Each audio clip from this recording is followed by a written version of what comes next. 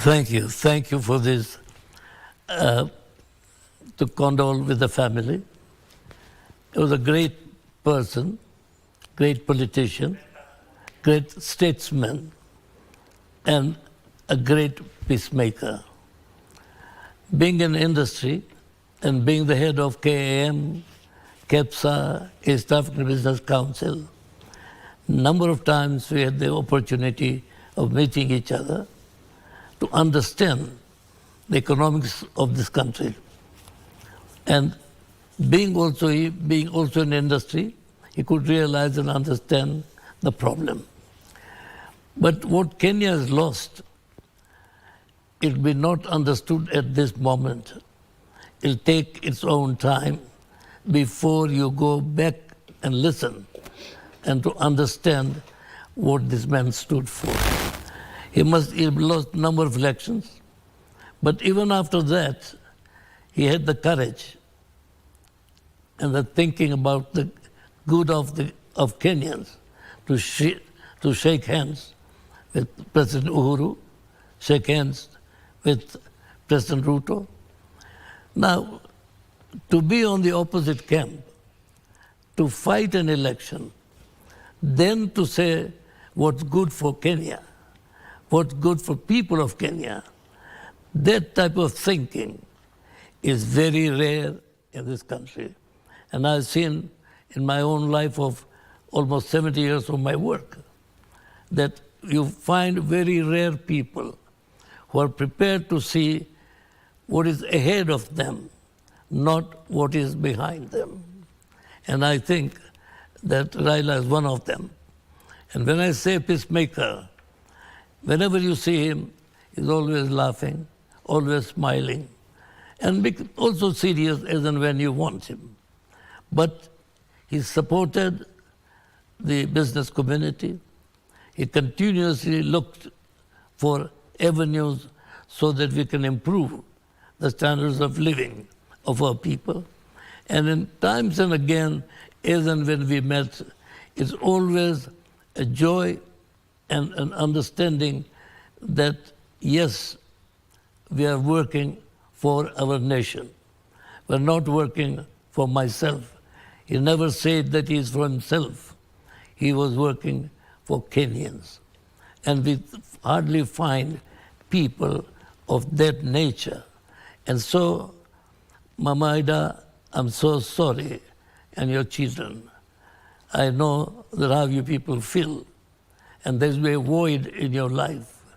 But remember, there'll be a bigger void in Kenya than what you have.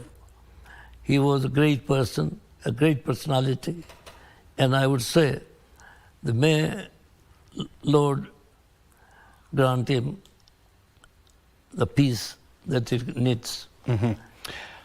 When you worked with Raila Odinga, you know, during your various chairmanship as the chair of Kenya Association of Manufacturers, Kenya Private Sector Alliance, as well as the East African Business Council, what kind of a leader was he, and what kind of business-related advices did he used to give? And I also know that you also worked with Raila very closely during the Mwai Kibaki era, especially during the drafting of Kenya's long-term economic blueprint, Vision 2030. That's right. I think in the Constitution, making of the Constitution, I was a member. And I think the amount of discussion that went on and the type of the discussions which turned sometimes very hard, but when he came into the picture, he will cool us and get lots of people to understand the basis of what we are discussing. Now, very few people have got this kind of capacity to be a part of solving a problem, not creating a problem. And when it comes to solving, he was great at it. And from where you stand and going forward, how do you think as a country we should honor Raila Odinga's legacy? I think the country can honor, but I think the people of Kenya will always honor him. The amount of number of people, whether you're on this side of the politics or that side of the politics. But when it comes to advise, to understand the philosophy of looking after Kenya, you cannot beat him. And that's what the best part of it was, that in all adversity, he was always smiling. And to smile when you're in difficulty, that's not easy. He always worried about Kenyans. He worried about the Kenyans who were roaming around without jobs. He always worried and kept on pushing us. Please increase your capacity. Do what's necessary so that we can employ 1,000 more. And I think that kind of advice and that kind of thinking, and not people from Kisumu area, all people.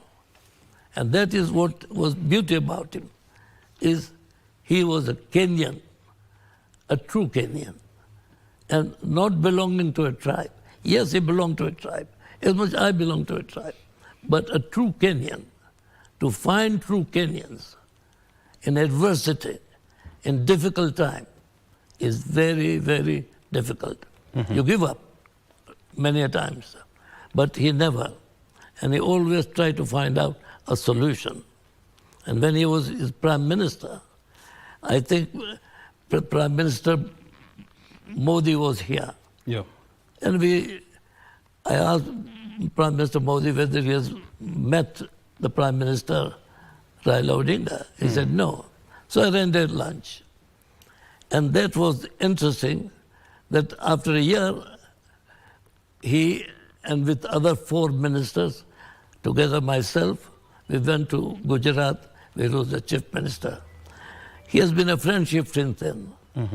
But to explain to him, and whenever they were talking, these 2 statesmen were talking, they were not talking about which party they came from. They talked about their people and the worries they carried with them, about the poverty of the people, about problematic issues about of the people. And I think it does sounded very well.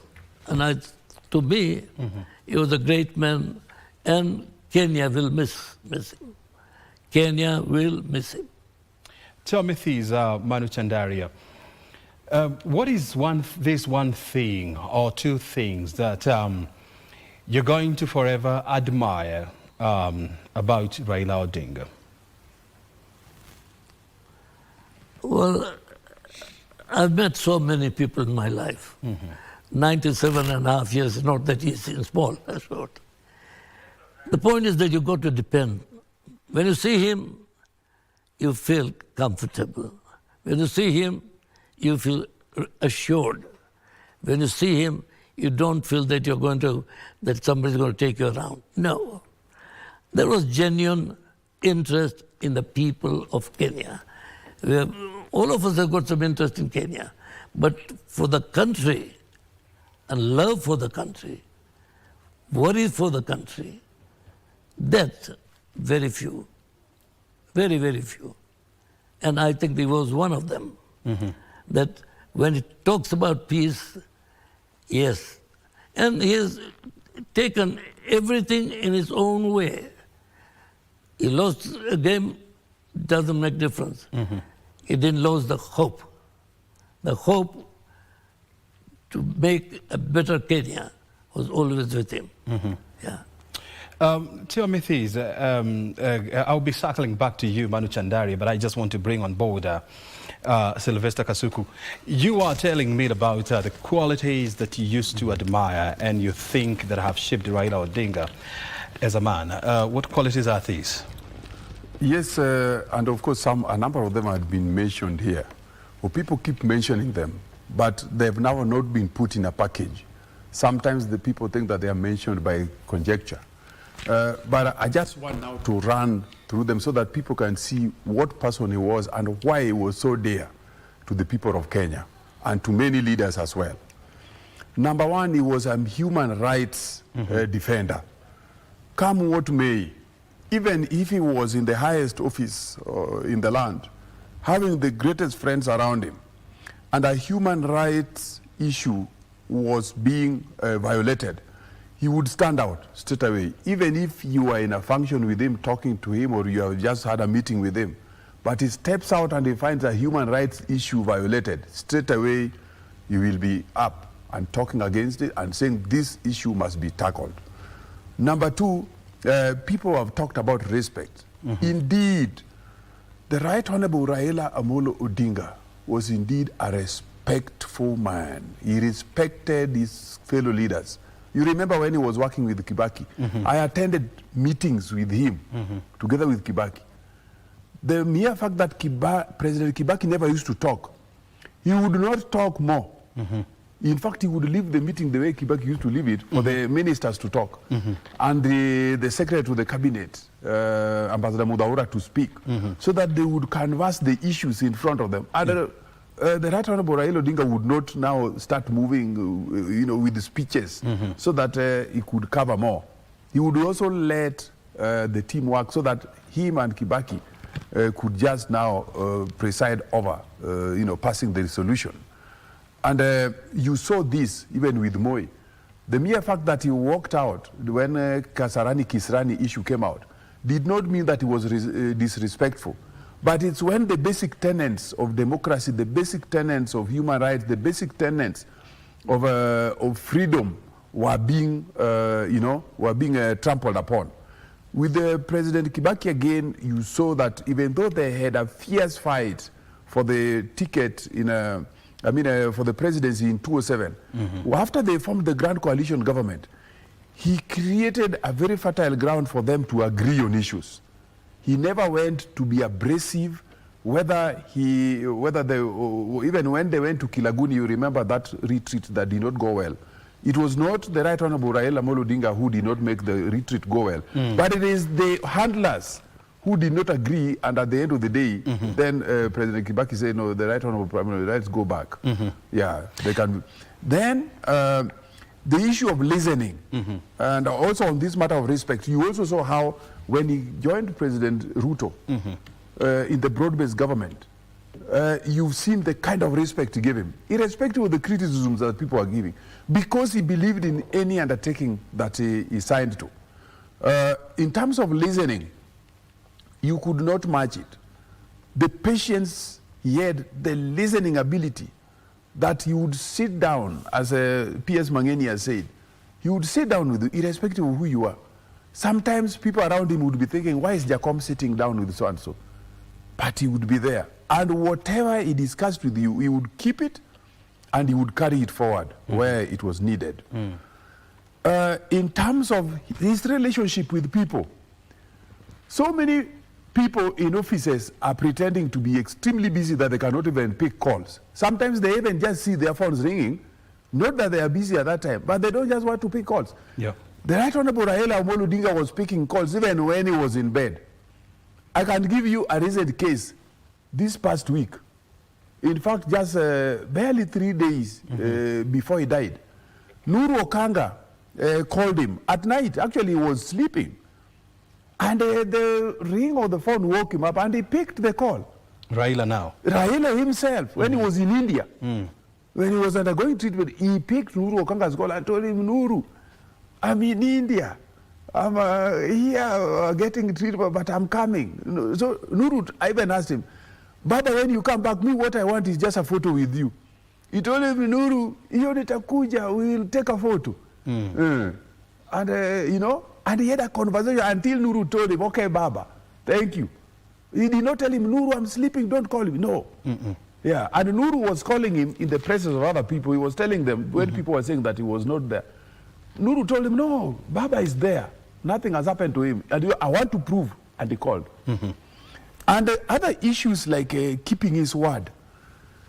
Baba always kept his word.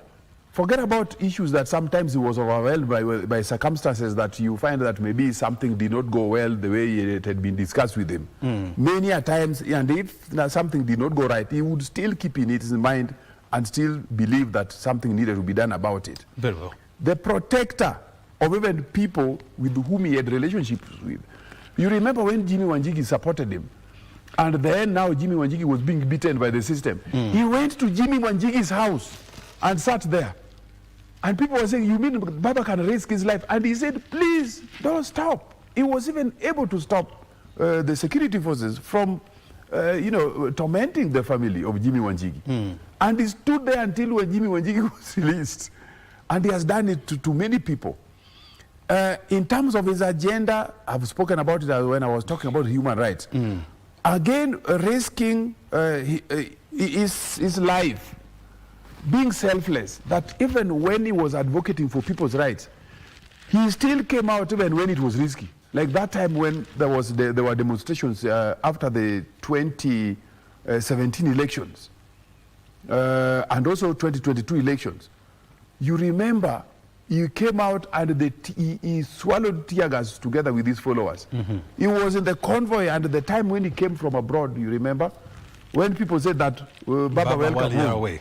Baba, while you are away. That was in 2017, 2013, Baba, while you are away was 2013. Then the one when he came back in 2017, that was now 2018, when he had come back, when President Uhuru, that was I think January, President Uhuru had gone for Addis Ababa, AU General Assembly meeting.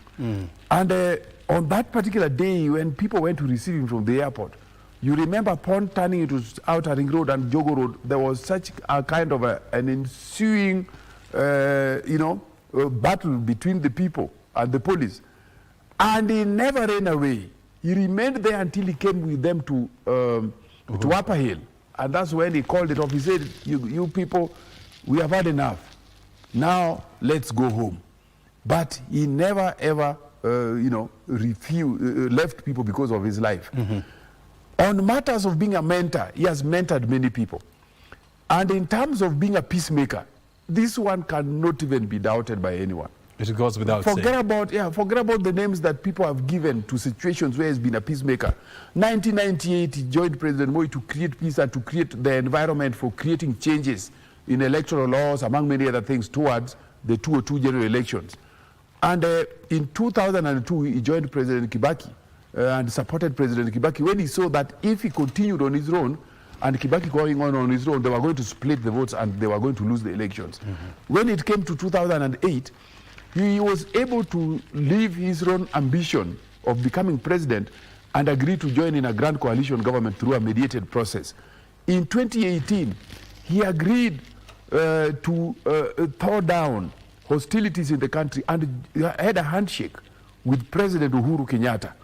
In 2024, he again thawed the hostilities that were ensuing in the country that were threatening actually to break down the country. And you've had many politicians boasting actually that if the Right Honorable Raila Odinga did not come forward, that they were actually going to topple the government. You've heard about it severally. And he said that Kenya was not the country to put at risk by toppling the democratically elected government. And he put himself forward to be able to protect that peace. A solution provider all the times. And there are many instances. I would give it even when he was prime minister. President Kibaki often left controversial issues to him to go and resolve. And he would come up with a solution. Many a times I even chaired those small internal task forces inside government to formulate solutions. When it comes to transformative leadership, again, he has led many transformative agendas in Kenya. He's a lover of cultures. You can never find the Right Honorable Prime Minister missing a cultural event. P.S. Mangeni herself has talked about it. You've seen him attending very dutifully and very religiously the Tobongo Lore Turkana cultural event, yes. He never missed. Even if you are to talk about the Kikuyu cultural events, he never missed. The coast, he was always there. He was always there even with the Wazes. In Meru, you would find him with the they are called the Njurunjekes.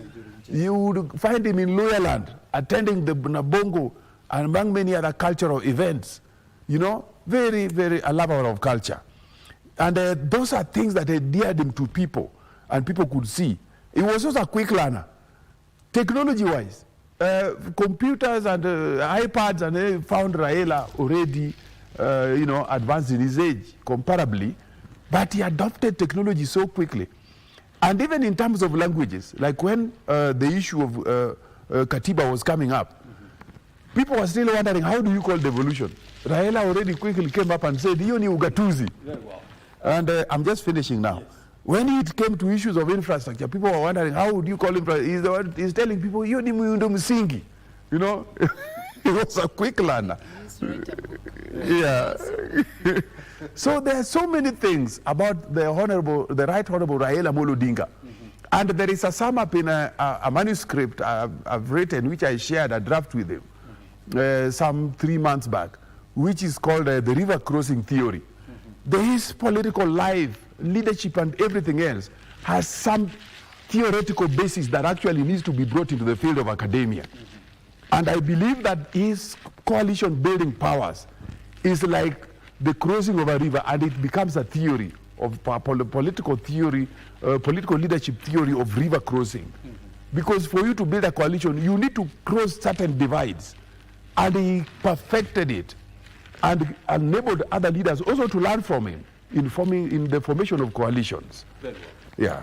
well. Susan Mangeni, as a student of Raila Odinga on matters politics, what qualities of Raila Odinga are you going to hold dear and are you going to cherish, for years to come? And before you respond, I just want to bring people up to speed with what is happening at the Nyayo National Stadium. What you're seeing on your screen are people still queuing to view the body of Raila Amolo Odinga.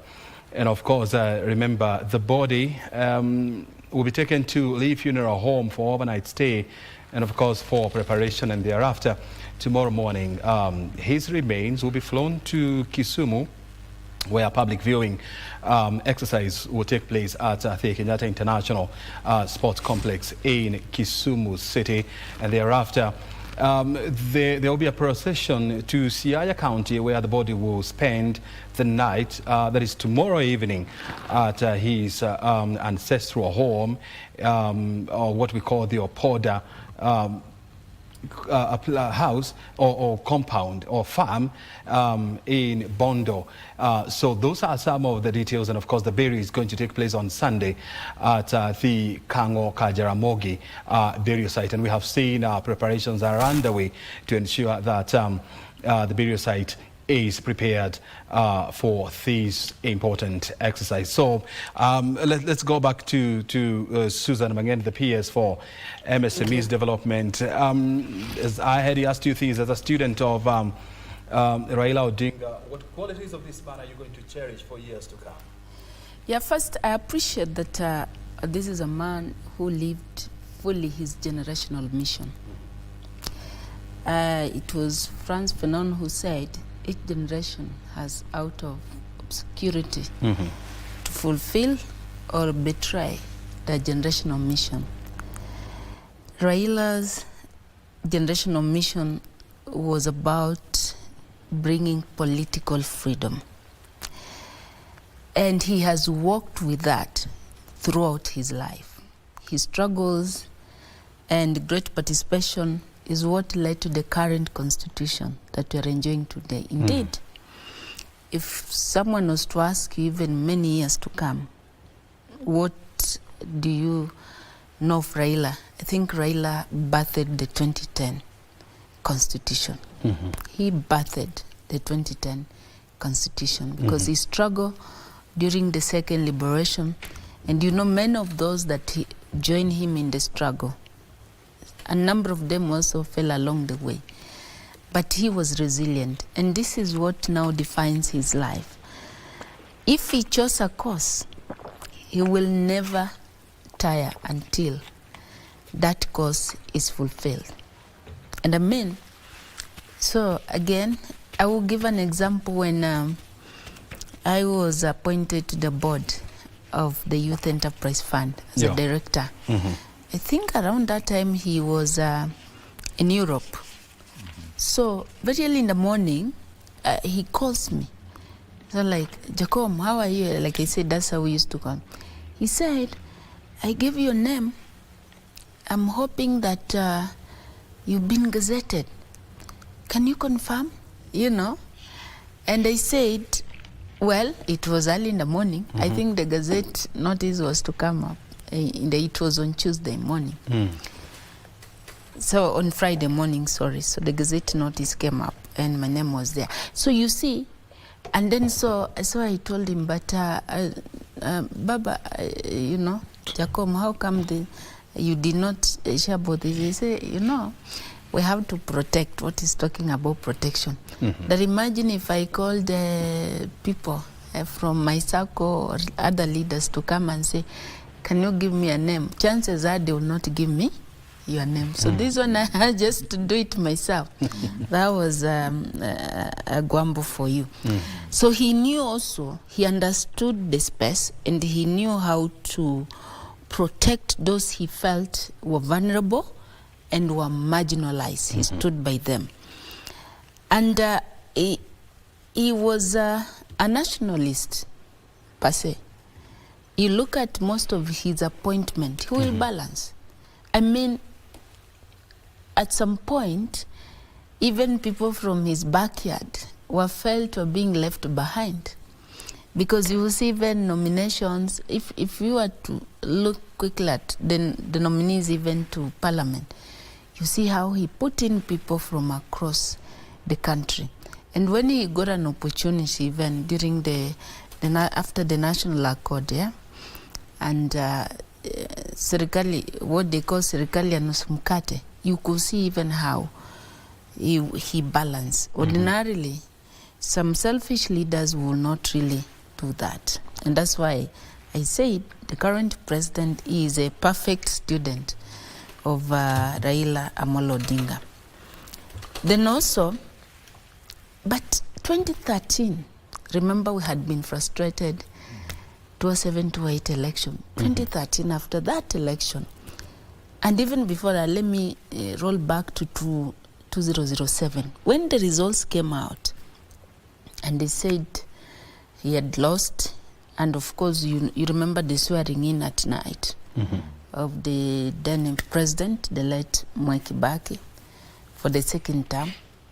And we were in the Pentagon Center. The following day, almost 3/4 of people who you would ordinarily find that they were not there.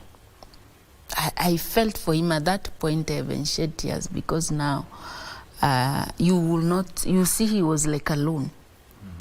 But he was resilient. You know, it's common with human being that when you are facing victory, everybody will clam around you. So he had also been let down several times, even with people he thought he could trust. So here he is, facing it alone. People who would offer him shoulder to cry on. Yep. So I think with time he also learned how to offer himself the other shoulder to lean on. How to lean on himself. Most of the time whenever he was down. One thing that I was expecting Kasuku to say, which he never said, this was a strategist. He wrote his own rules and played by his own. By the same rules. Yeah. And most of the politicians, you've seen people say, oh, how many people are tagging on his court? They were consulting. I mean, he was a strategist for election. He was a chief campaigner.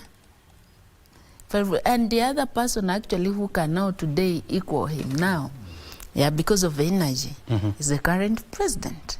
I mean, that's why everybody wants to be in their path, because they know these people, when they decide to campaign for you, they'll campaign you and give you a platform themselves. So he was a strategist, he was a super coach, and he was a super player. So he played. And remember, many a time he used to use mpira. Figuratively, if you look at mpira, is for strategist. We anacheza number fulani. He knew how to deploy his teams. And if you are carefully listening to him, who is playing this, who is scoring, who is the goalkeeper, nani anachukua mpira, anapiga, inaenda off. He was telling you the strength of his team. So he knew how to place and deploy his teams around to achieve the results which he wants. So quickly, maybe in 1 minute or 2 minutes. So he was a book of political life. And this book has now closed so many pages, and we open a new book. And that's why in 2013, after the election results came out and it was not what we expected, I remember having an engagement with him, and I said, maybe Jacom, your power was never meant to be on the throne, but rather around to build the throne. So maybe we should start now looking at that as the end in itself. Because believe you me, many presidents will come, but very few will have their name in many years to come. Very good. In those places that your name will be, your name will never leave history. Your name will always be there. I mean, you are likely to be more prominent than people even who served as the president. So maybe your throne was, you were to make a throne and not to sit on it. But I want to finish by saying this. Yes, please. To wrap up. He was also a worker. Any ministry, remember that Raila, since Moi's time, when he joined Moi, he went to Energy. Energy became the most powerful ministry. He was also at Lands, right? Whenever, not Lands, whenever he will go, even if it was a smaller ministry, roads and public works, he will dedicate himself with a lot of passion to the extent that it became the most powerful ministry. And that just demonstrates how he was, you can imagine how he was working at the same time, balance politics of the day. So, and one more thing, and probably last thing, is, of course, he believed in justice, which is enshrined in his pursuit for political freedom. And he never slept on that. I mean, and one also needs to take it upon themselves and do it. So I think that's the one thing that he lives with that. About this man. But also an elder person. He was an elder. An elder statesperson. He was an elder statesperson. Very good. I want to bring Manu Chandaria here on board, and I want to circle back to I want to take you back to the year 2009. Raila Odinga was the Prime Minister at that point, and there was this major meeting that brought together players in Kenya's manufacturing as well as business circles. And I was in that room, and this was at the Grand Regency Hotel. I know so many people know a thing or two about the Grand Regency Hotel. And Raila was invited to talk to the business community as well as industrialists.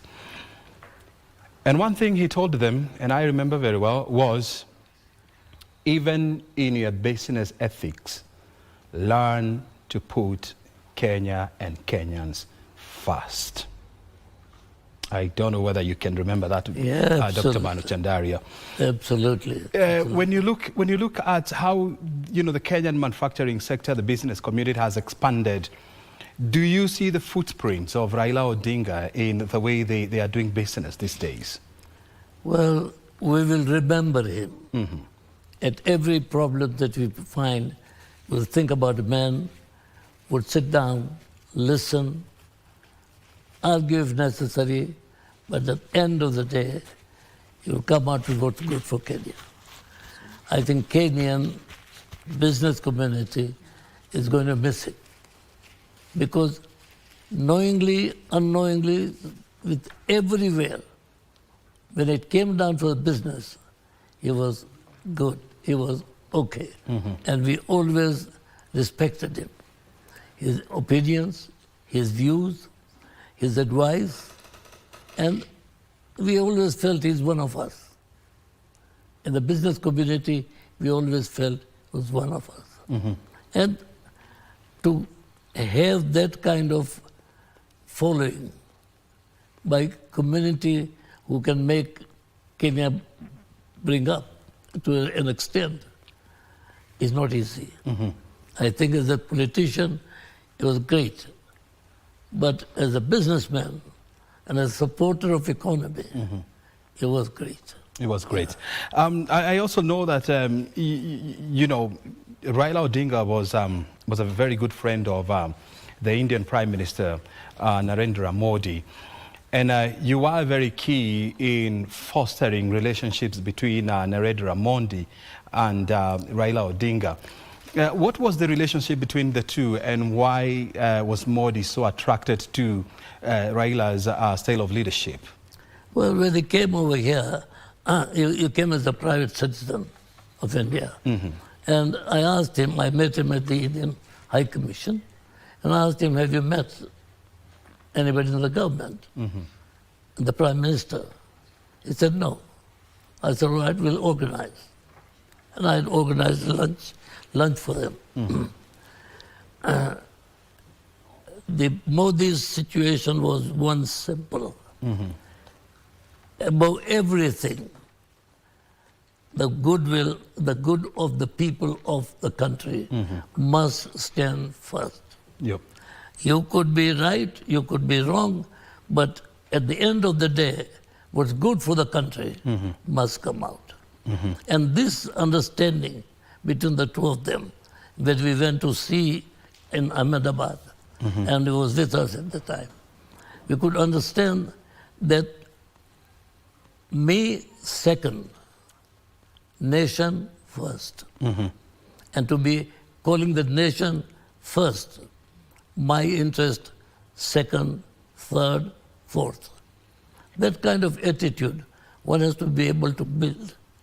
And you need a moral capacity to make very sure that what you're going to do is good for the country. You might miss up in somewhere, but that doesn't make any sense. Overall, if you grant him the marks, he was an excellent person as an individual. He was an excellent business person. He was an excellent politician. And above all, he was a great peacemaker. The Indian Prime Minister eulogized Raila Odinga as a towering statesman and a cherished friend of India. How has Modi received the death of Raila Odinga, and what was his reaction? And I don't know whether you have managed to talk to the Prime Minister of late. I think that they were in par in understanding, because their focus was only one. Focus was not individuality. Focus was not me as Modi, me as Raila. The nation came first. Nation came second. Nation came third. And then you follow. And I think that both of them had got that attitude that to serve a community, to serve a country, to serve people, you need humility, you need a feeling that you can feel the pain of the people. The minute you start feeling the pain of the people, your ego melts down. And both of them, very little ego.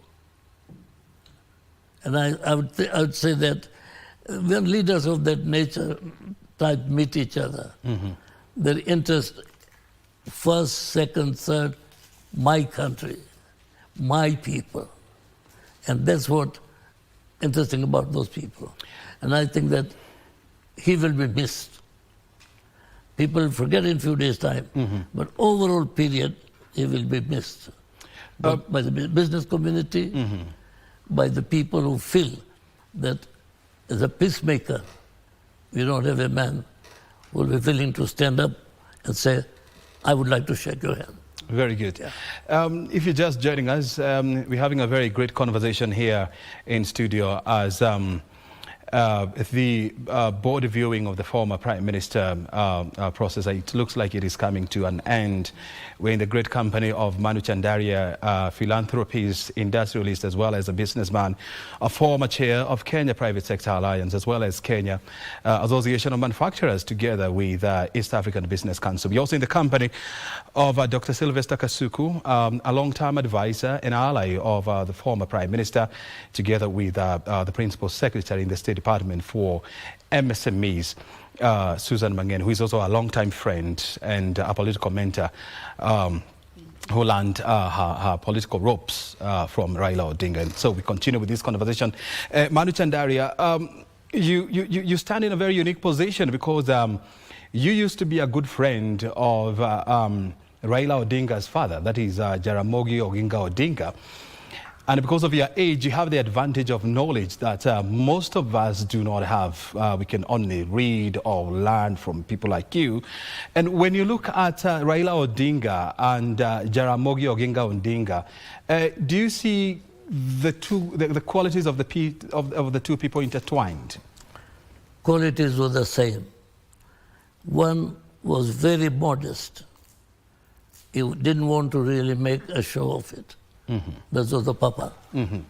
Raila made a show, but with everything said and done, it was the show of strength and making Kenya a better place to live, making Kenya a stronger country amongst other countries. Mm-hmm. I think that it's from one generation of Oginga Odinga to the second generation of Raila Odinga. There was a difference of approach, but both of them were committed people for people. Before I now turn to Sylvester Kasuku, it looks like the body viewing process is winding up. I can see senior military officers now surrounding the casket bearing the remains of the former Prime Minister. And of course, as I told you earlier on, is that the body is going to be moved from the Nyayo National Stadium to Lee Funeral Home. There was a change of plan. Remember, the original plan was to have the body moved to his current residences, where it was to spend the night before it is flown to Kisumu County tomorrow morning, but there was a slight change because of different issues. And so we're keeping an eye on what's happening there as we circle back here in studio. Manu Chandaria, as we wind up this broadcast, I also want to hear this from you.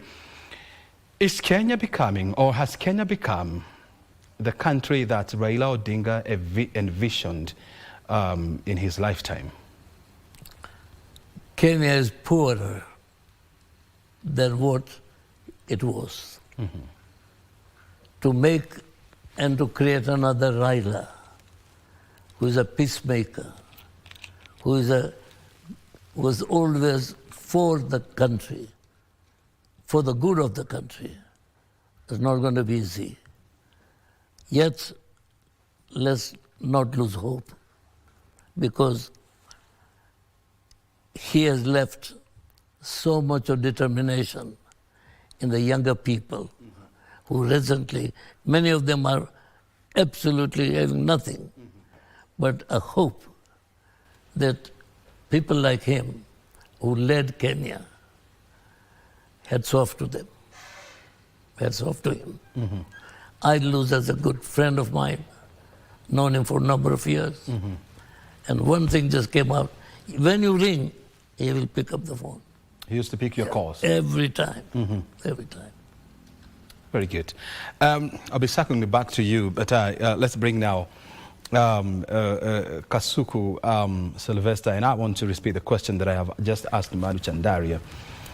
Is Kenya becoming the nation that Raila Odinga envisioned in his struggle for a better Kenya? O'Brien, I've worked very closely with the Right Honorable Raila Odinga for now close to 35 years. Yep. From the time I was a first year student at the University of Nairobi. At the University of Nairobi. Yeah, I started from Kenyatta. And what I've seen is that he has had a very consistent fight for human rights. He has had a very consistent fight for devolution, equity, and what I may call the sharing of resources, equity and equality. And he has also fought very strongly for good governance, whether you're talking about fight against corruption, you're talking about the rule of law, you're talking about justice. And I want to bring you very quickly to encapsulate his entire journey of leadership, political life, and his contribution to the entire society. I strongly believe that Raila Odinga has left Kenya a better place than he found it, because he has achieved a number of the goals that he fought for very fiercely. Number one, he has left us when we have achieved the Kenya Constitution 2010. And we are now 15 years after the Constitution was promulgated. He has continued to fight for deepening the implementation of that Constitution.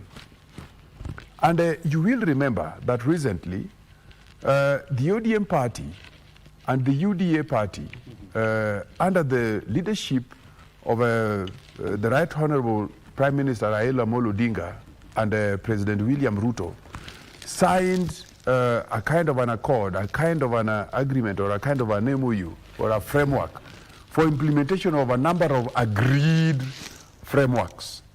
Among them, revitalization of the economy, or strengthening economic transformation going forward. He spoke about job creation and the youth inclusion in the economy, which was also part of his manifesto in 2022.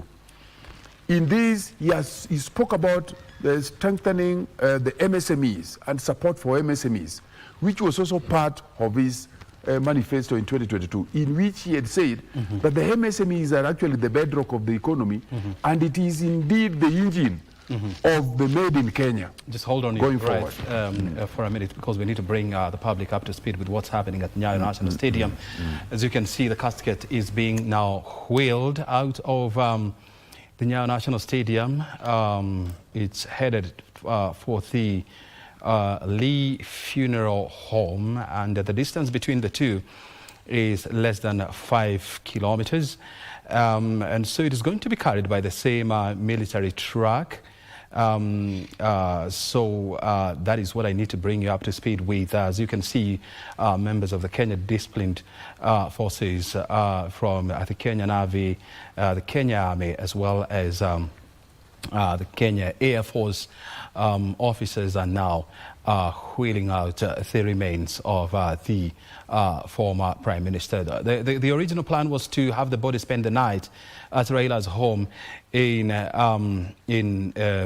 Karen, but the plans have been changed because the body needs to be prepared accordingly for the long journey to Kisumu tomorrow, where the public viewing of the late former Prime Minister's body will take place at Kenyatta International Sports Center in Kisumu before it is ferried to Siaya County, Bondo, where it's going to spend the night before the interment ceremony at his burial site in a place that we are calling Konga Kajaramogi. That's right. Kango, not Konga. Yeah, Kango Kajaramogi, the village of Jaramogi. Yes. That's what you said, yeah? Yeah, so that is what exactly is happening here. There. And of course, before that, we had the double images of Kasarani, as well as his Bondo home, where we saw Energy Cabinet Secretary Opiyo Wandayi sending the condolences book at Bondo, as well as Siaya Governor doing the same. Let's come back now to studio, where we continue to look back at the life of Raila Odinga, the present as well as the future. Sylvester Kasuku, please take it up. Thank you very much. I've just spoken about the policy, among the things that he signed together with the President William Ruto, so that the government can now move the country in a more unified manner. He spoke about economic revitalization to drive the transformation agenda for this country. I've talked about the job creation under that economic revitalization, in which he said that the youth inclusion is very important in the economy, and as such to bring them through into the economy through job creation, and also other areas that I'll talk about. But he also said that even those who are currently employed needs to be strengthened in terms of their participation in the economy and how to make their employment more meaningful.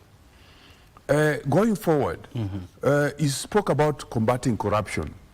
And I want to, while I'm talking about these policies that he was espousing, I also want to show how they are moving.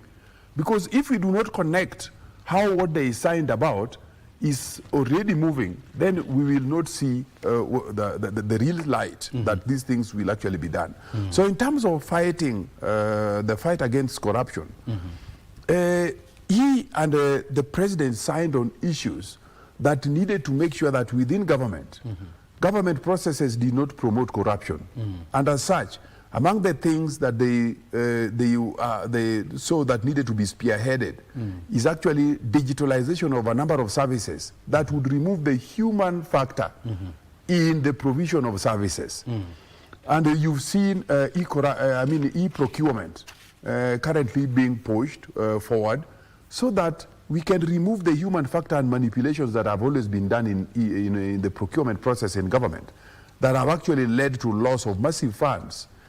And in so doing, this is also creating an element of equity and access to government opportunities when you do it through the e-procurement process.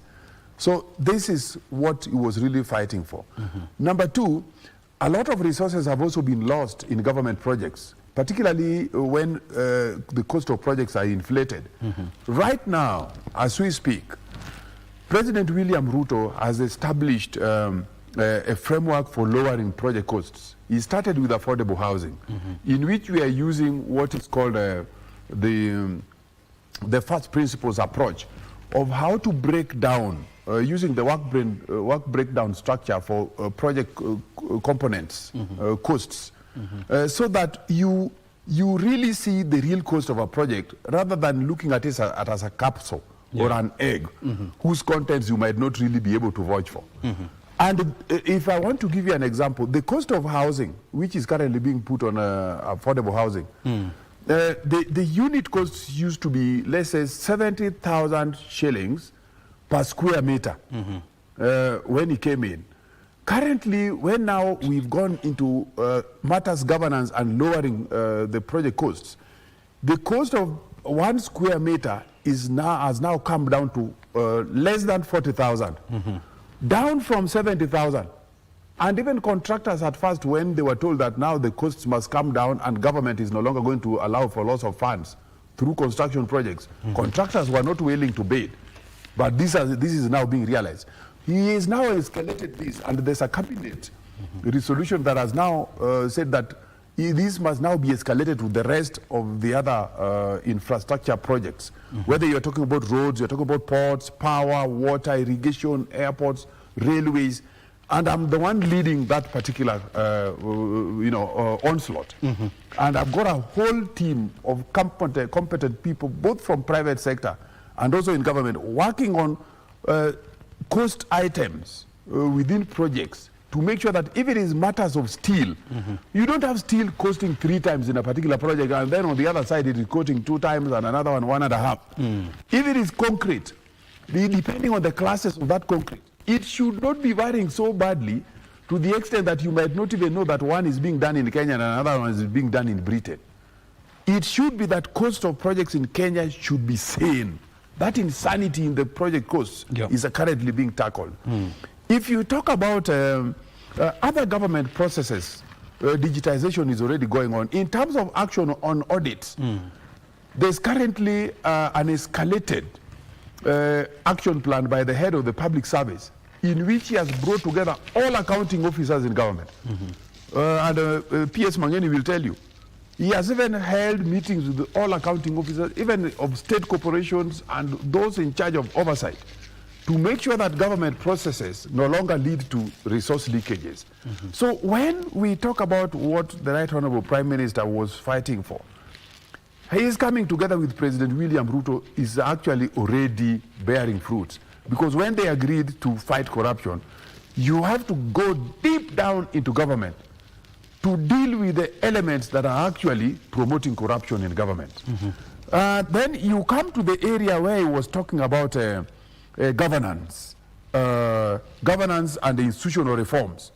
Here, the Right Honorable Prime Minister, Raila Odinga, saw that our electoral system has not yet been reformed appropriately. Yep.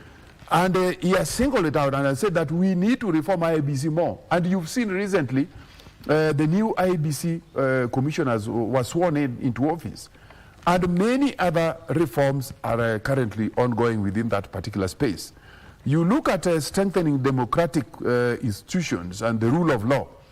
The strengthening of the offices of the ODPP, the Attorney General, the anti-corruption and the judiciary by way of enhancing their capacities in terms of staff and the like, equipment, among many other things, is actually something that is going a long way to show that the goodwill towards strengthening these institutions is moving on and to create independence in them. Reforms that are taking place within the space of the police service, as well as ensuring that the National Police Service get the right number of men and women, as well as resources and equipment, is equally moving in that direction. Decentralization of power and devolution of power. The outstanding area here is in terms of the functions and services that were supposed to be devolved together with attendant resources. And we saw that the Right Honorable Prime Minister Raila Odinga equally signed on this. And as we speak, there are efforts and there is a level of commitment which we look forward to being pursued further going as the administration continues to roll out implementation of these areas of agreement. Social cohesion and national unity. As we've said that the Right Honorable Raila Odinga has been a peacemaker. He has sacrificed his own self-interest at the altar of national unity. He said that there is nothing that would be so good for him, up to including gaining power, if the national interest was going to be compromised. And he forwent his own personal interests, even in 2008, when he said that he was no longer insisting on becoming president, provided that Kenyans achieved peace through the Grand Coalition government. He also has shaken hands many a times. And in these handshakes, they were not for personal aggrandizement. They were for building national unity. They were for strengthening social cohesion in Kenya and to create bridges across our ethnic and political divides in Kenya.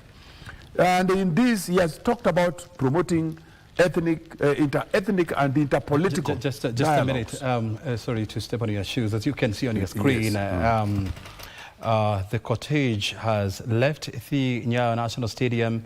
It has taken the Aerodrome Road, where it is going to connect to Uhuru Highway, and then it is on its way to the Lee Funeral Home. And I just want to make some quick correction. I had told you that the body will be taken to Lee Funeral Home via the military truck, but I can see it's like there was a change of plan. And I have seen a Volkswagen Martivan from the Lee Funeral Home carrying the remains of the former Prime Minister headed for the Lee Funeral Home.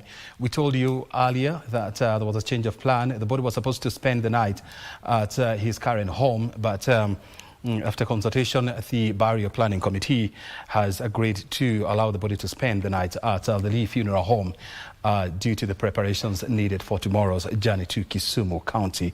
I told you that the body will be veiled, or there will be public viewing of the body at the Kenyatta International Stadium. in Kisumu County before it is wheeled to Siaya County, which is about, you said, about 50 kilometers from... Or less. Thereabouts, eh? Yeah, so that is a quick update. As now you can see the Nyayo National Stadium, the event is officially over, and the body is on its way at the Lee Funeral Home. We have our team at the Lee Funeral Home, and so once we get there, once they are in a position to give us a link and of course give us an update on what exactly will be happening there, we should be going there live. But now we're back in studio to continue with the rest of the story. Please take it up. Thank you very much, O'Brien. The next point, the next policy framework that the Right Honourable Prime Minister Raila Odinga has been fighting for all the years is the issue of promoting inclusivity and equal opportunities in Kenya.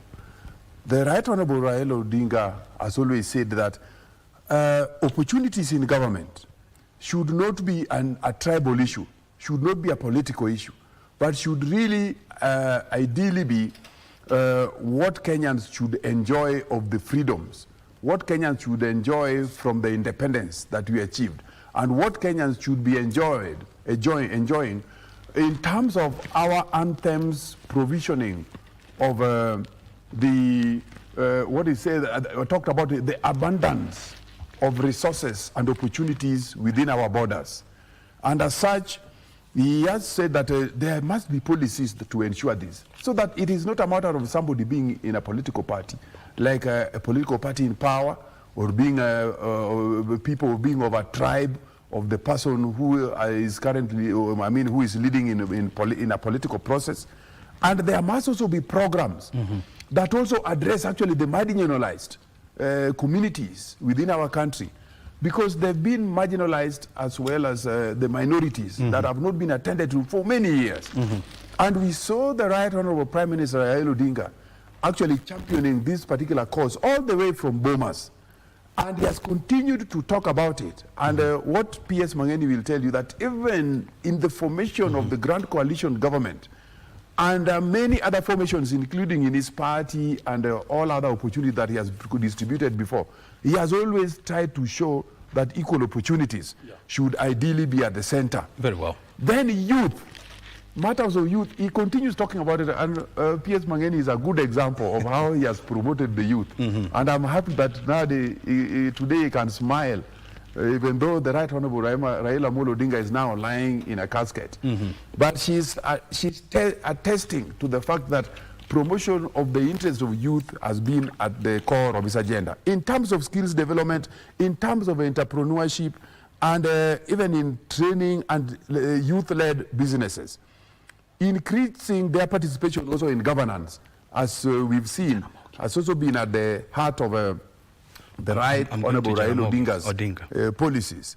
In terms of security and human rights, he has never left this particular platform of security and human rights, in which he has always talked about enhancing national security and public safety at all times.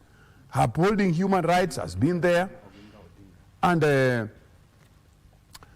I can say, without any sense of doubt, that the Right Honourable Raila Odinga stood for great things in this country.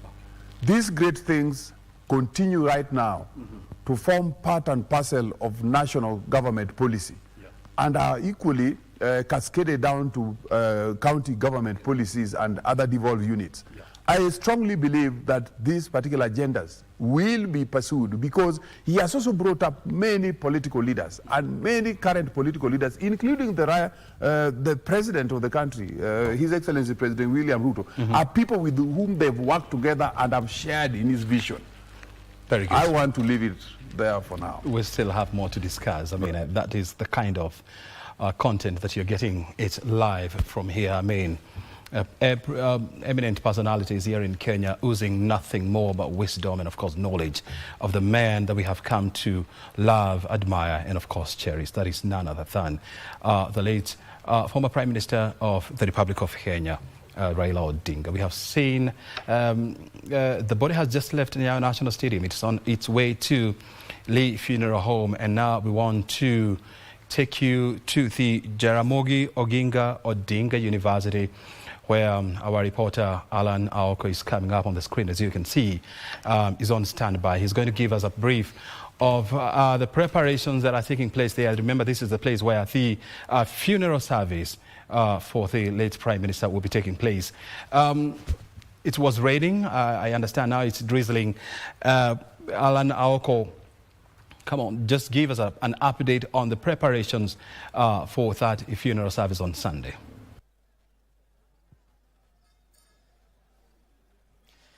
Thank you very much, O'Brien. I can hear you loud and clear. And yes, we are at the Jaramogi Oginga Odinga University of Science and Technology, where preparations are on top gear for the Sunday service, the Sunday funeral service.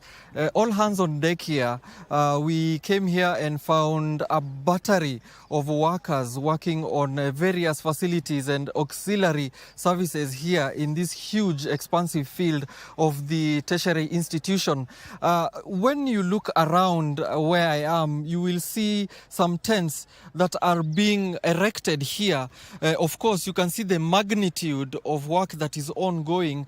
This is just part of the tents that are being connected. They are first being connected in one place and then joined together to take in the massive crowds that are supposed or are expected to get to this place.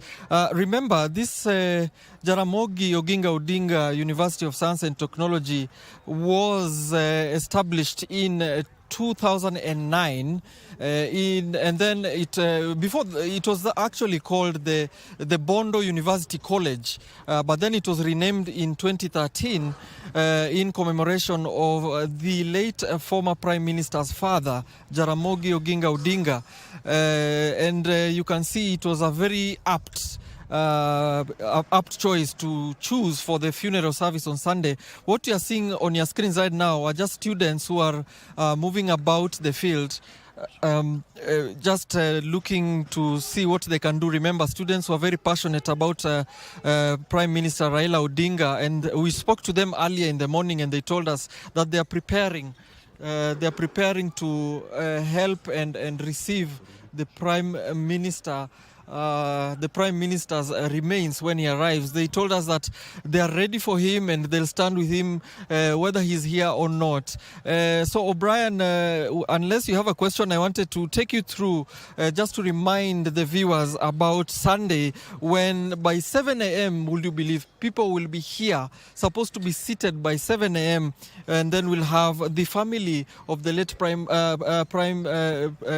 Prime Minister coming here at 8, and 8:30 we have dignitaries also filing in, and then the President William Ruto arriving at 9 a.m., and then we have the service beginning from 9 onwards to the afternoon, and then we have tributes following at 12:30 to 2 p.m., and then we have the Deputy President speaking at 2:30, presidential address at 2:40, 3:10 the body leaves this place and goes to Kango Ka Jaramogi, the homestead of the family of Raila Odinga, and then we have private interment ceremony at 3 p.m. So Brian, shoot your question, I'm ready for you.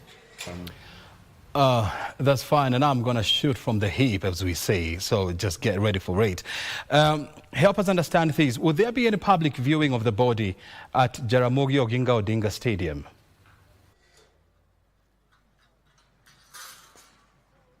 O'Brien, that is an interesting question. There will be a public viewing of the body at Jaramogi Oginga Odinga University of Science of according to the initial plans, at least.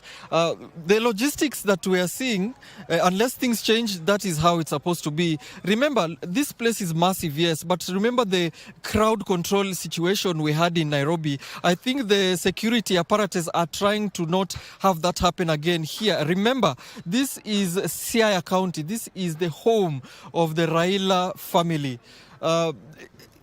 The security apparatus are trying now to probably circumnavigate that situation, and therefore, if there will still be that viewing, it will probably be monitored or metered rather. But we wait and see how it will pan out. The other question is, I know the funeral service at Jaramogi Oginga Odinga is going to be open to the public. What about at the burial site? Will members of the public be allowed to go to Opodo farm for the burial service?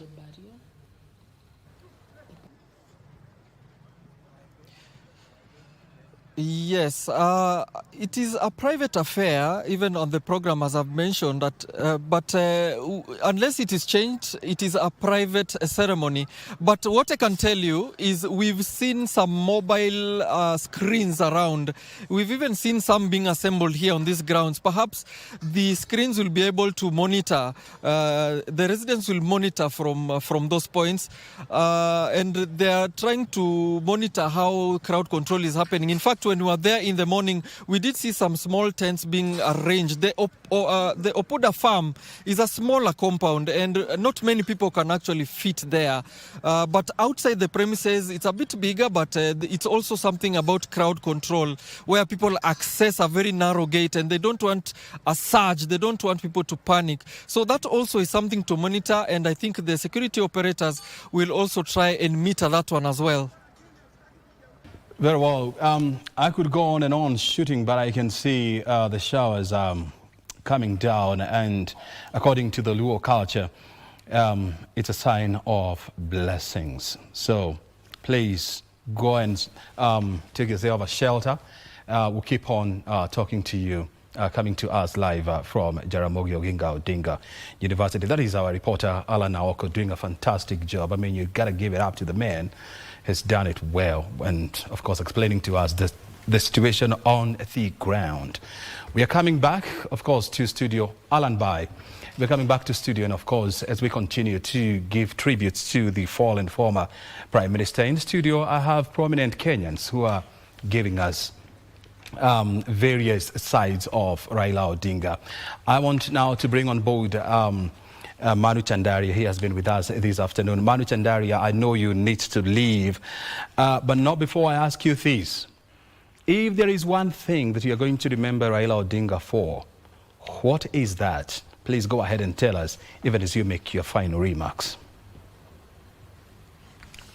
I think he was a great peacemaker, but to memorize him, in his memory, as many Kenyans possible, let's plant a tree.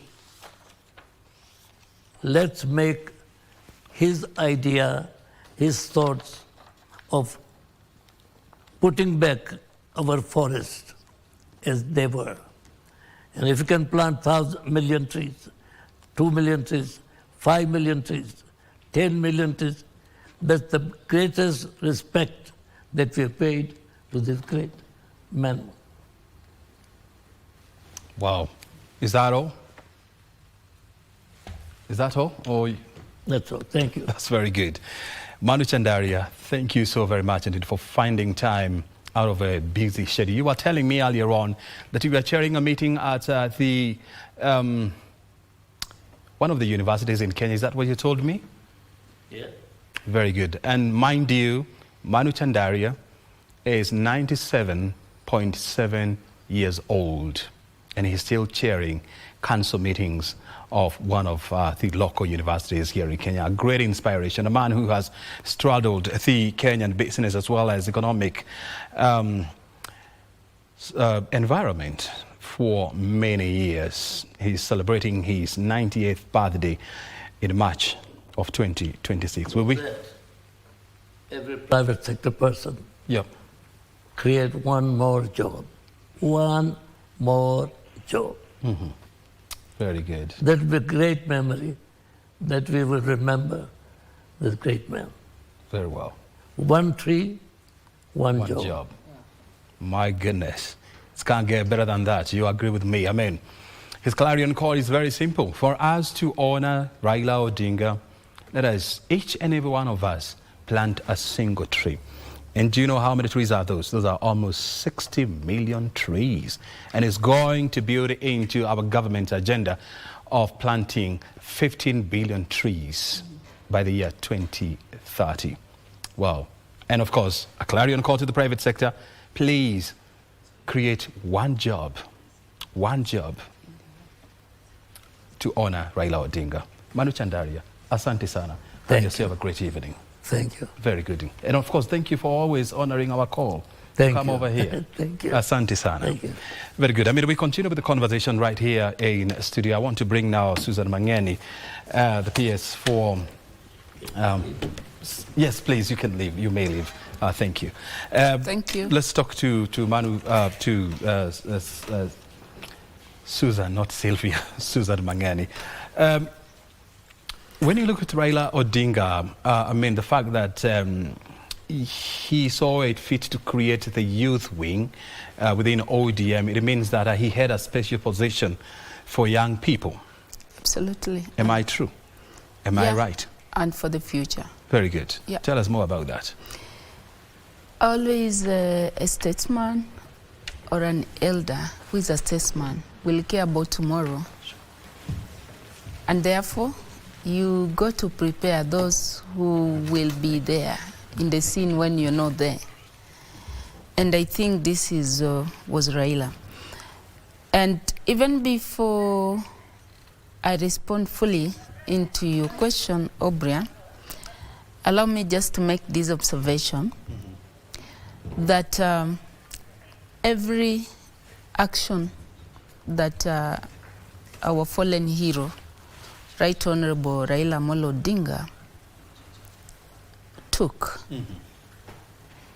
it was as a consequence of very deep thoughts. So he always thought much about any decision he made, any action he made, and he deemed it was wise before he made even any pronouncement on that. So in the recent past, we've seen a lot of conversation, a lot of pronouncement coming from him. I know Ms. Dr. Kasuku here has ably spelled out some of those reform areas that the late Right Honorable was pushing for. But even in the space of leadership, he has given a direction.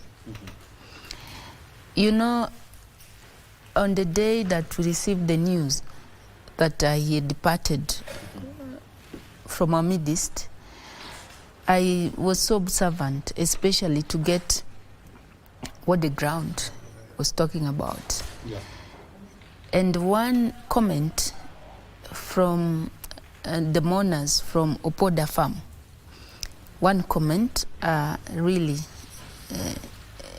kept me going even up to today. He said, this gentleman was being interviewed and he said, Baba was a visionary leader. He knew where to take his people. Baba has left us taking Asali, and that's where we want to be. So like I said, he wasn't a person who just get smack. And that's why he has always been consistent on his calls for institutional reforms, constitutional reforms. Is one person, what he says today, he will see say tomorrow. Yeah. So meaning he will always give deeper thoughts around it. I know many people, if you listen to how they were crying, so what next? And especially those who are within the ODM fraternity. And I think the ODM movement has given birth to most of us. Even, I will say, the leadership of the current administration, founder members of ODM, that was built on democratic, social democratic ideals, and all that Dr. Kasuku here is talking about, the need for inclusivity, bottom up. If you were to turn bottom up is properly entrenched in the ideals of the ODM as a party, the ODM movement as a party, and therefore UDA, most of UDA's commitments are truly a reflection of what was, because the leadership of UDA was the founding leadership also of ODM. So it did not just happen as probably as an accident or as an afterthought. The convergence that we've seen in the broad-based conversation, I think this was, in Raila's mind, this was well designed. So he has not left, people asking, Baba has left us. Yes, Baba has left you, but he has left you with a helper. I mean, it's the same way when Jesus Christ said, I will send the Holy Spirit to be with you and to make sure. So he has not left. He has left people after showing them a direction. And so I think, and I had mentioned this earlier, that for him even to put in his will and to insist that he should be interred, his remains should be interred within 72 hours. I think he did not want to create a long period of pain and grief. He was really urging Kenyans, for the love that he had for them, that you got to move on. I've fought my journey. I've completed my journey on this earth. I've done what I was supposed to do. And we have laid a foundation. You're asking whether we feel with the struggles and the outcome of those struggles, whether we are a better place. I would say, yeah. If you look at the life that he waded through, during the political repression that engulfed his political life growing up, especially when he was a young person, I mean, being jailed, I think if we were to move the clock fast to where we are today, the political freedom that we now enjoy, the constitutional right that now are becoming every day's menu on the table of most of Kenyans, shows that Kenya, we've come a long way and we are getting better day by day. So, so I want just to put that clear that because he was a thoughtful leader, who will not just wake up and say, let's go this direction. He gave it some very, very deep thinking and careful thoughts around it. He will assess the pros and cons, and he will choose what he thought was the right direction. And he has always pronounced this many a times in the recent parts when he has said he believes the current administration under His Excellency President William Samoei Ruto is championing very good policies, by the way. You remember, he has even been talking about Adani. He said, had we not made noise around there, we'll be also looking and staring at a very improved infrastructure that will enable us position this country. So when a couple of months ago, during the National Executive Retreat again, that's one space that I remember of him. He really made a comment that made most of us to again think, and we've been having conversation around this. When he said that Kenya has, by geographical positioning, we are at a better place to grow our economy, even through, tourism, the foreign exchange we get through revenue from tourism. And he said, look, he posed this question, that you see, like infrastructure like the airports and especially our national carrier. So many places across the world, the national carriers are not there to kind of make profit. It's a service. It's not to make profits, but they are there to create a channel where now people will come in, and then we generate revenue from them. So he invited us to start thinking, looking at things differently, that if truly were to leverage on our geo position as a country, we will grow our economy, at a pace that nobody ever imagined. Look at these opportunities coming to Kenya here. Now we have UNDP. The number of agencies now also going to come here.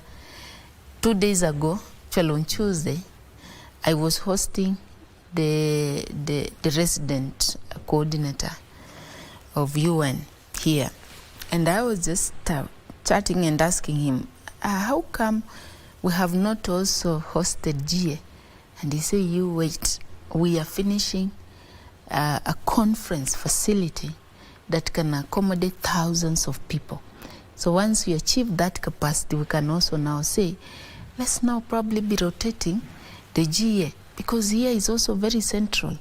The GA doesn't have every year to be New York, it can be here.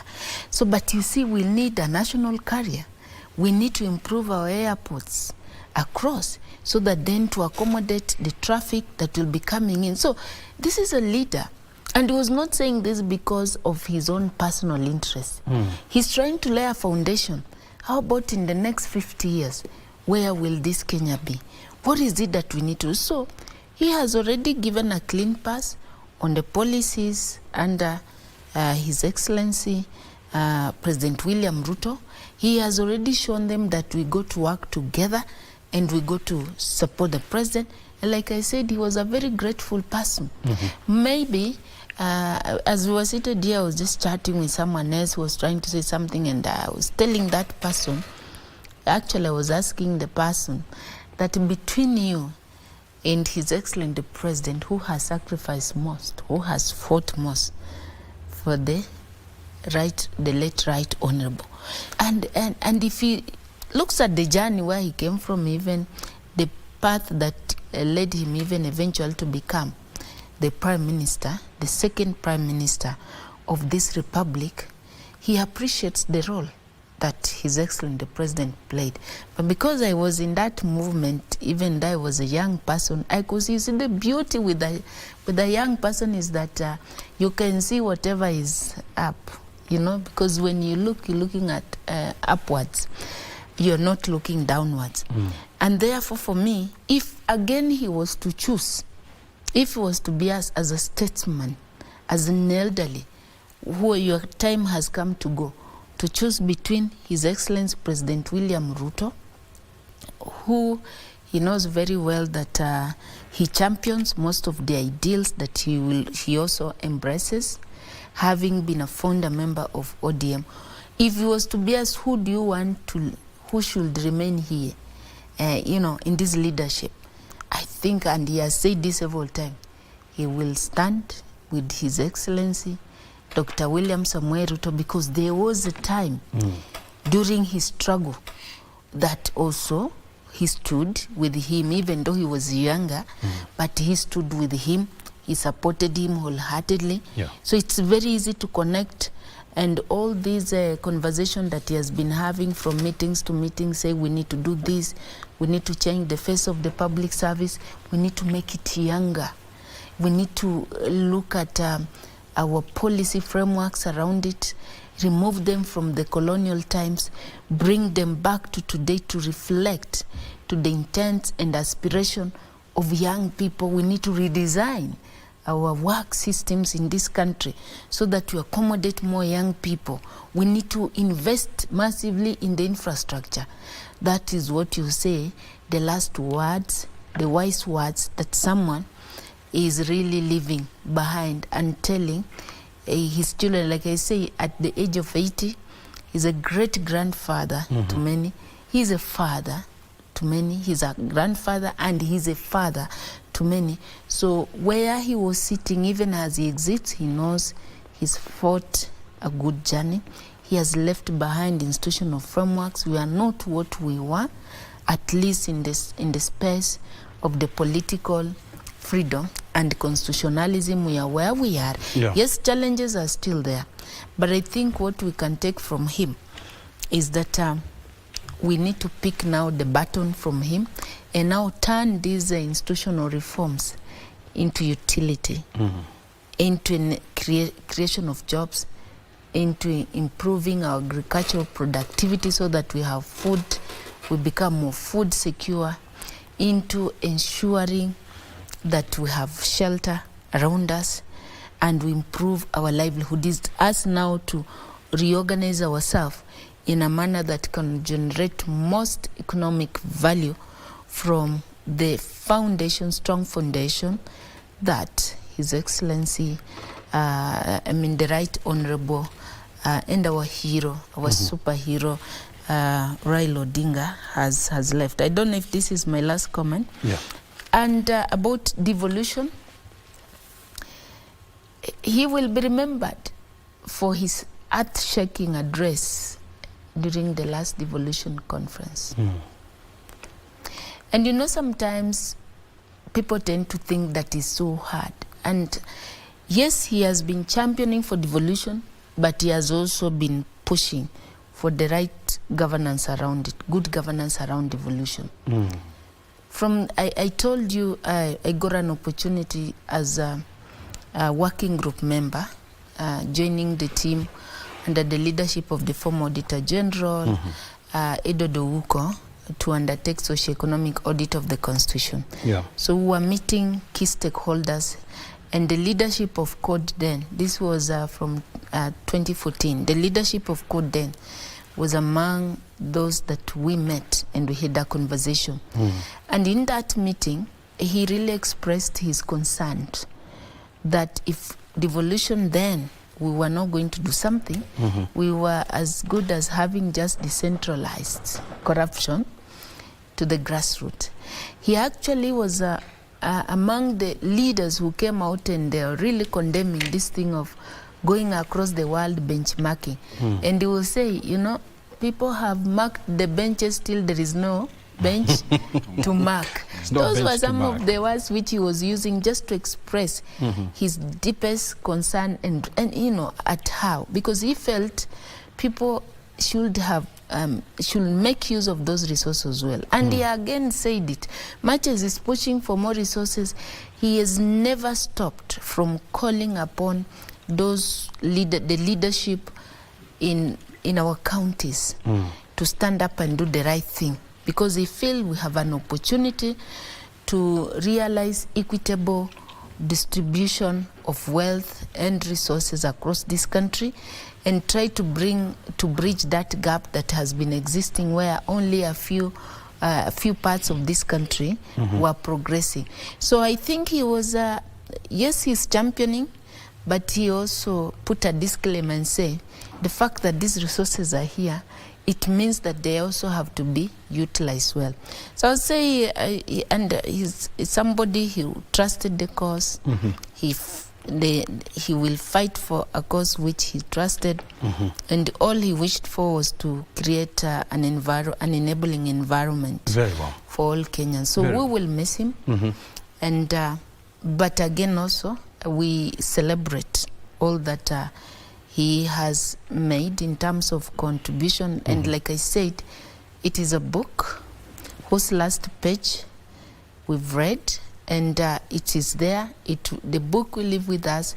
So it's incumbent of us now also to make good out of those lines in those books. Very well. So that then we don't let him down. Wherever he is, he got to keep on smiling and knowing that I did my work. And I want to bring Sylvester on board.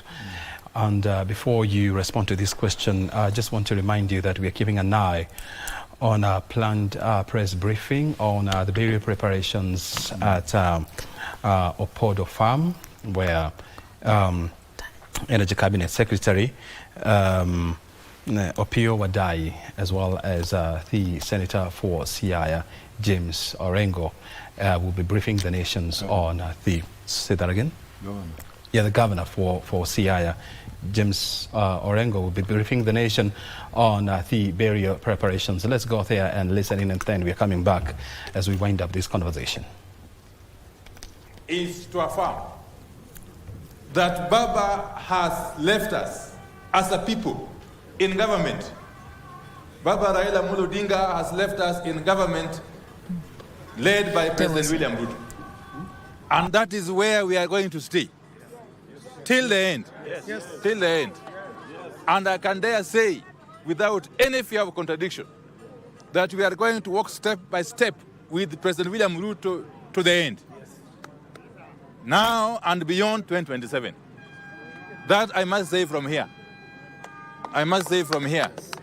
And And ODM, which is the party that I belong to, and that all of us here belong to, has made a very wise decision to appoint Dr. Oburu Oginga as the acting party leader. In fact, I will be proposing as a life member of ODM that the ODM convenes very, very quickly, soon after Baba's send-off, the National Delegates Convention, to actually confirm Dr. Oburu's appointment and in fact to elect him formally as the party leader of ODM. Because we believe Dr. Oburu Oginga has got the wherewithal, the necessary experience and the composure to steer this party to the next level, whilst working closely with our partners in the broad-based government, who are UDA, led by President William Ruto. So I want to remove any doubts whatsoever from whomsoever's mind that this region will remain intact.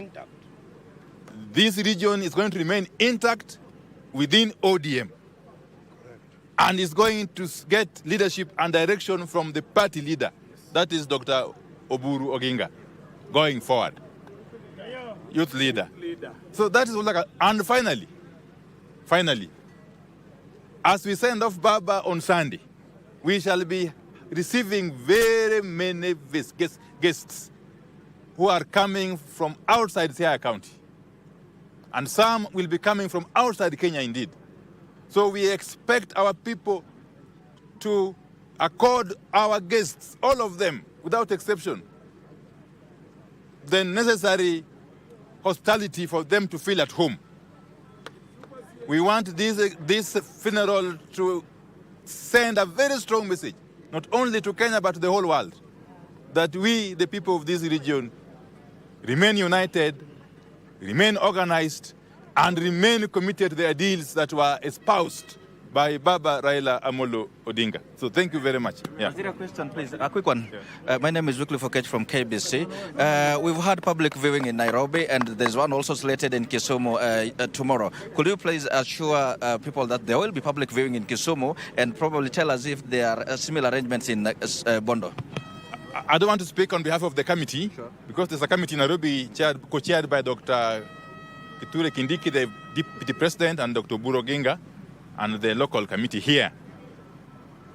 What we know is that Kenyans, since yesterday, have been accorded a chance to view Baba's body.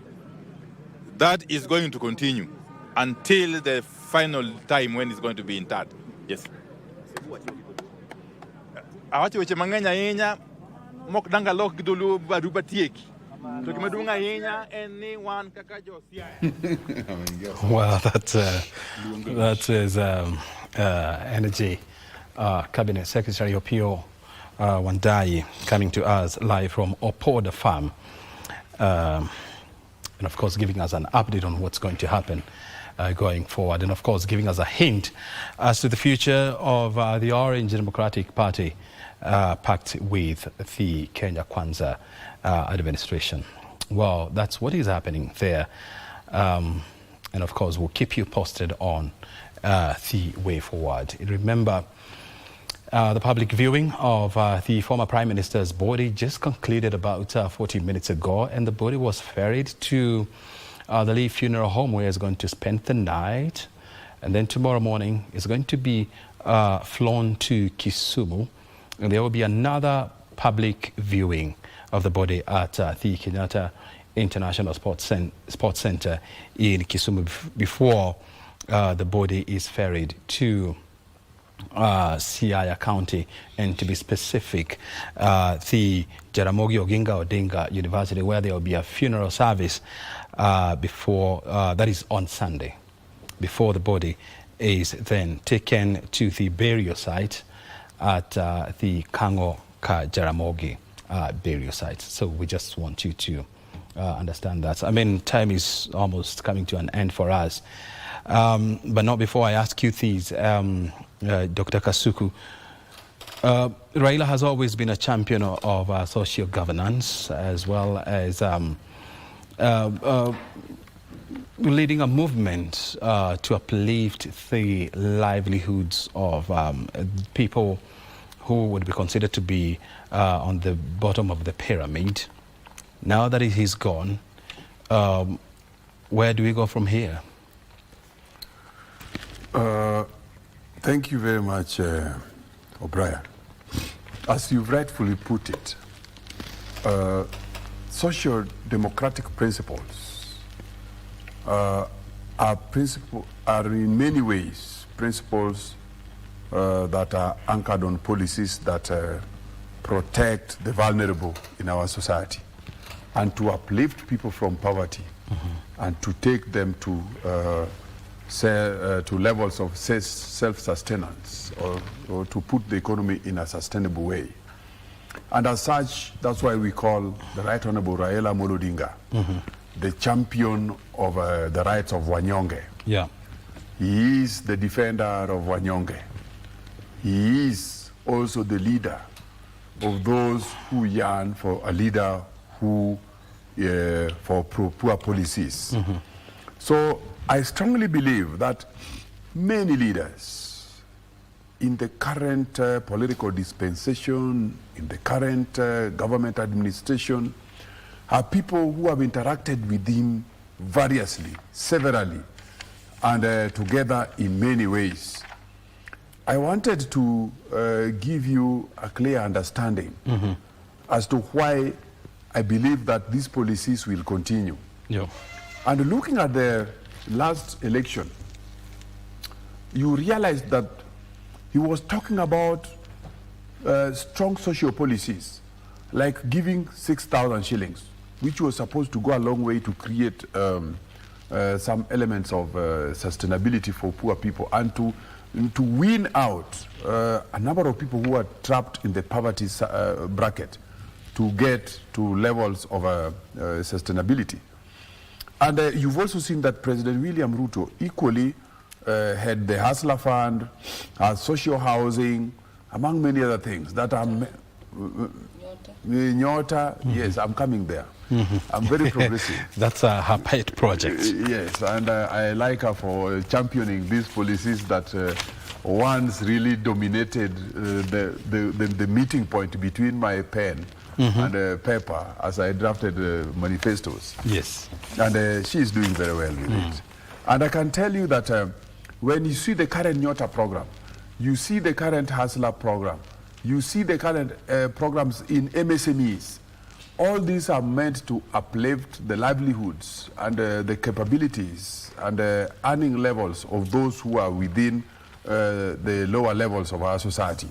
You've seen affordable housing, you've seen social health or under SHA, where we as a government and together, when I say government, I'm now talking about broad-based government, which has brought together the opposition and the government, in which we are all acting together to make sure that we create systems that secure the interest of all citizens, irrespective of their social class, irrespective of their earning levels, irrespective of their education, irrespective of their political leanings, irrespective of tribe, race, religion, among many other things. When we look at the journey through which the Right Honorable Raila Odinga has championed the people's interest, I also want to put a parallel of that to the build-up of the experience of current leaders alongside his, so that even though he is now gone, but there are many, many more people who have gone through the university of Raila Odinga's politics. That they've also come of age to actually pick up these policy strands, to pick up these policy principles, to pick up the policy psyche and to implement them. 1990, the late 1990s, when he had a handshake with President Moi, when he even became energy minister, among many other things, you realize that the current president was actually with him in Kanu. And they equally talked about a number of policies, particularly when the Right Honorable Raila Odinga joined government. Even though they left, even though the Right Honorable Raila Odinga left. But you also realize that when it came to 2002 elections, many of the leaders who are currently also still in politics and also in government were with the Right Honorable Raila Odinga and championing the same policies. When it came to 2005 referendum, you realize that again they once again met with President William Ruto. They also met with many other leaders who are also still active in politics and are also in current administration, in which they championed the interest of Kenyans, particularly under the constitutional dispensation that was being nurtured. But come to 2007, when a major policy statement was made by the ODM, His Excellency the President was a member of the Pentagon, together with the Right Honorable Raila Odinga, together with the Prime Cabinet Secretary Honorable Musalia Mudavadi, as well as many other leaders. Najib Balala, among Charity Ngilu, among many other politicians who are currently serving even as governors, others as senators, and those together who are in the executive with the president. So you realize that even those policies that were held so dear, among many others that we talked about together with P.S. Mangeni here, social protection programs, among many others, are things that are currently found within the realms of government priority policies. When it came to the Grand Coalition government, among the policies that were pursued were those for anchoring national economic transformation under Vision 2030, of which a number of policies are still contained there. Then you come fast forward to the year 2024. No, let me touch a bit on 2017, when the Right Honorable Raila Odinga had a handshake with President Uhuru Kenyatta. Again, he came forward with a raft of policies which they signed on, and a number of them kept on being implemented as President Uhuru completed his term. And upon also doing a handshake with President William Ruto and agreeing on a number of policy points that I had already talked about, you realize that the same policies have now formed the core of government focus, whether in terms of policy priorities, whether in terms of funding of government programs, or whether in terms of leadership commitment. And this going forward should ideally carry, embody, and ensure and give wheels and light to the policies that the Right Honorable Prime Minister Raila Odinga held so dearly and fought for so many years. I can say without biting an eyelid and without a sense of doubt that many political leaders today read from the same script as the Right Honorable Raila Amolo Odinga.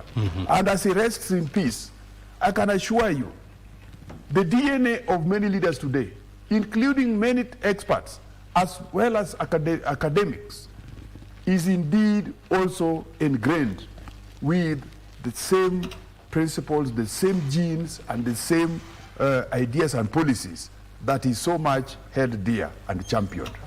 Yeah. The peers, as we come to the end of these conversation, because I understand you have to leave for official engagement, how best can we honor and remember the legacy of Raila Amolo Odinga? Yeah, thank you.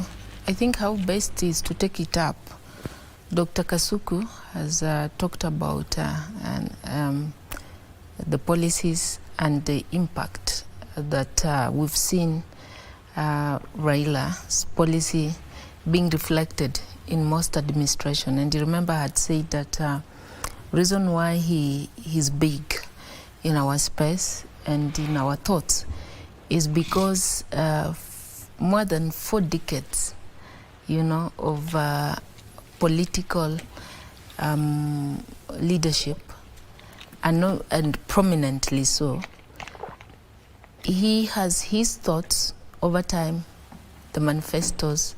Remember, even before ODM, he was in the, was it NDP LDP, KANU, NDP, LDP, KANU, LDP, and all those. And all along we've had the campaign platforms, which now brings about the policies and the reform agenda that any leader has. So all this has informed, has continued to inform the administration, even when he never succeeded to rise to the throne. But to a large extent, he succeeded to influence the government agenda. And that's why now he has become Enigma that he is today and he's been known for. Because, and that is why I told you the conversation that we had in 2013, after election, saying maybe you are meant to build the throne, to organize the throne, you know, put in place the throne, so that your success in leadership, your legacy is not by the name His Excellency, probably the President, or Your Excellency the President, but your legacy is in how much effect you have made in the leadership, in the government agenda of in the successful government agenda. And I think we have seen this playing out. All those policy, the social democratic ideals is what, and I want to believe what is entrenched in Vision 2030. Most of it is about that bottom-up economic transformation agenda, and espouses the social democratic ideals. So we read from the same script. So his script, the script which he wrote, is the script that people have been picking up from, drawing from them, has become the master plan of successful administration. Yeah. And being a master So plan, like he laid the template. Yeah, it's a template. It's a development template that we have here. And I think what we can do as the best owner is not to drop that button, is to keep on with that master plan, but now more than ever to be fast in terms of implementing And delivery. To make sure that if, let's say, he was to resurrect again in the next world and look at the foundation which he laid behind, he should be a smiling person, knowing that indeed I did something. So that's the legacy that we need to honor him with. But also in terms of the youth, you remember you asked me a question and you're saying what were his thoughts about the youth wing and the youth leadership.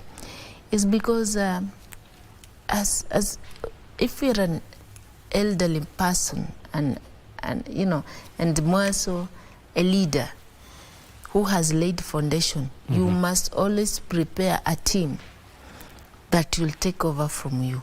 So it was part of him preparing a cadreship that can take over, because everything that we do today, most of the time, is never about ourselves.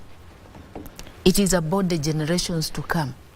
So you always need to prepare someone so that they can also take over and do it in the manner in which you desire, so that the outcome that comes about is the outcome that you desire, reflects your aspiration. And like Dr. Kasuka said, most of the leaders today, political leaders, even those technocrats and those in policy, policy level positions like ourselves, in the executive, in the legislature, in the judiciary, have all been nurtured. Is a cadre that has been prepared. So it can only be us now frustrating that continuity. So everything has been laid out. We've been nurtured. We've been trained by him through his advice. Yeah. And like I say, he's a person who was a super strategist. He believed, he gave it thoughts. So I think where Kenya is going, he has really pushed it almost up to the finishing line. So what has remained is really little for us to translate all these efforts into action. So I have no doubt that his legacy will not be will be felt, and will not be frustrated, and the baton, someone will pick the baton, because it's not just one person. And maybe Kasuku, this could be the reason why people are saying that he never appointed one person, because he gave birth to so many people. He has prepared so many people. So he has laid an environment for each one of us to thrive. Very so good. it will have been selfish of him to come and say, now out of all of you, it's only because he believes he has impacted far and wide. But again, the space in which he has left us, he knows we can still thrive. And there will just be a leader with that. Yeah. Well, team, we must wind up. I mean, we've been here since 1 o'clock, yeah?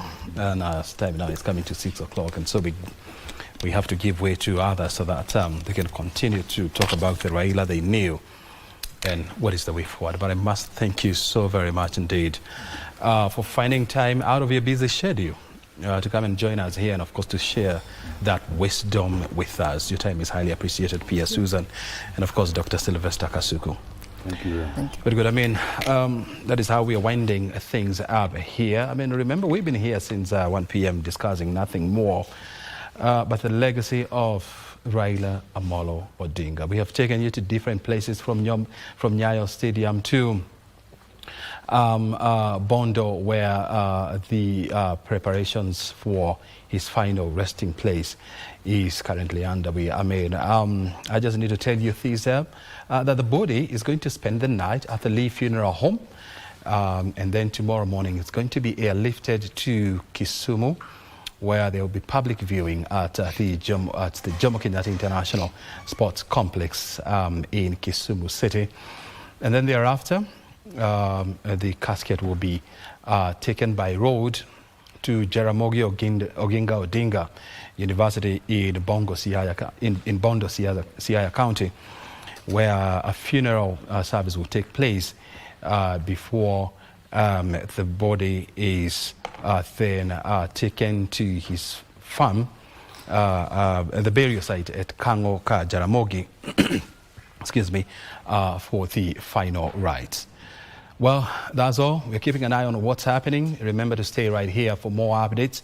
But for now, I'm leaving you with some lights movement of Raila Odinga, reflecting on his history. My name is O'Brien Kimani. Always a pleasure to have you.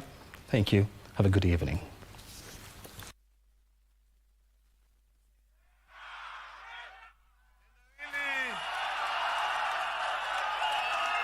Raila Odinga clearly had a lot of witty remarks.